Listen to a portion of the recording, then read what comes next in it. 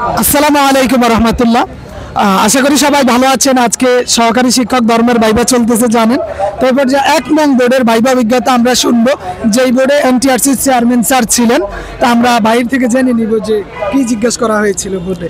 আসসালামু আলাইকুম। আমাকে প্রথমে আমি ঢোকার পর আমার নাম জিজ্ঞেস করছে যে আপনার নাম কি? আব্দুল সালাম। কোন জেলা থেকে এসেছেন? আমি বলছি আমি পঞ্চগড় জেলা থেকে এসেছি। তারপরে বলছে যে আপনার পড়াশোনা কোথায়? আমি বললাম যে আমি কামিল করছি, তাপসি নিয়ে কামিল করছি। তারপরে আমি বিএমএড কমপ্লিট করছি। বলছে কোথা থেকে? আমি বিএমটিএ থেকে বিএমএড কমপ্লিট করছি। বলছে যে ভালো জায়গা থেকে তো বিএড কমপ্লিট করছেন। তাহলে তো একজন শিক্ষকের আপনি গুণাবলী বলেন, কী কী গুণাবলী আছে?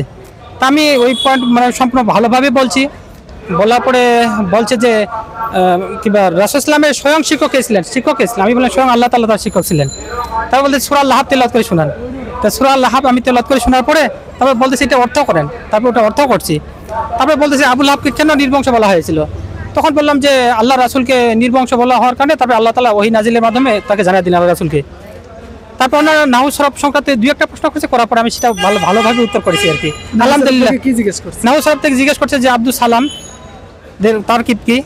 আমি বলছি মুজাব আর মুজাবিলাই। তারপর বলছে আলহামদুলিল্লাহ জান।